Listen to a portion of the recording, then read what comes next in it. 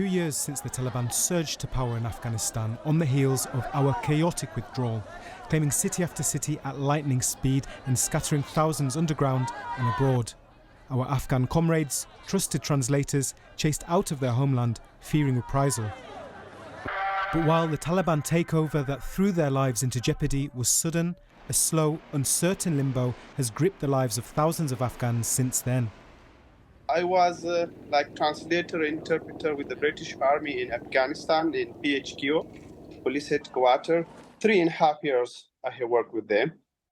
Bilal, not his real name, fears attacks on his family back home, but his safe haven here has been suffocating.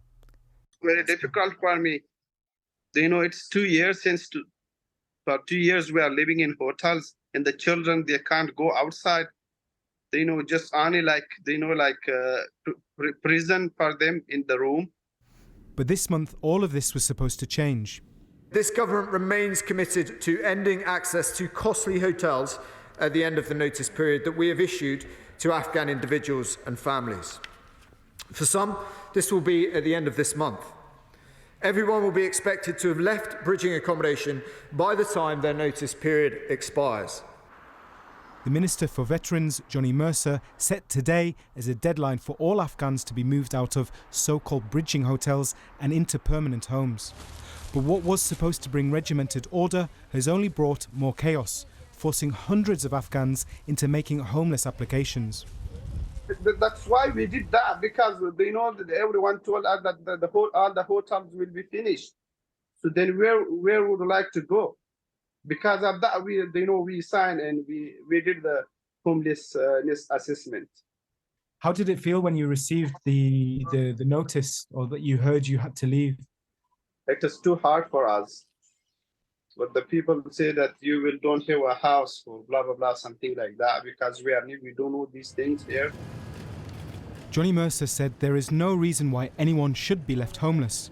But the local government association have told us today that 22%, or 1 in 5 Afghans who've left bridging hotels this month, have done so by presenting as homeless to their council. It was just 3% before August. As of June 23, there are over 6,000 people, including children, still residing in hotel accommodation. We don't know what that figure is now. After 11 months in a Manchester hotel, Nasrallah has been told to spend another 4 there. You should stay in this hotel end of December.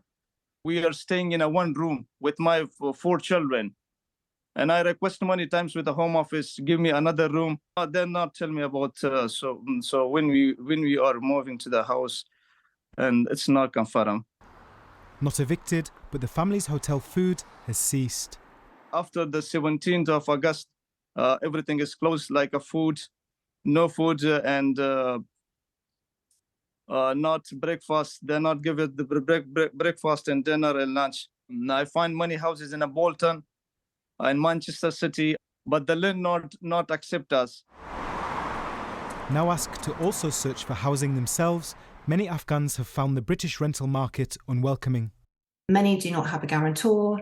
It's very difficult to find affordable rent. They have faced a lot of discrimination and haven't been able to secure private rented accommodation because they haven't been able to find landlords who are willing to rent to them. The government have told us that 11,000 Afghan refugees have been moved out of hotels, and councils are receiving funds to help house them.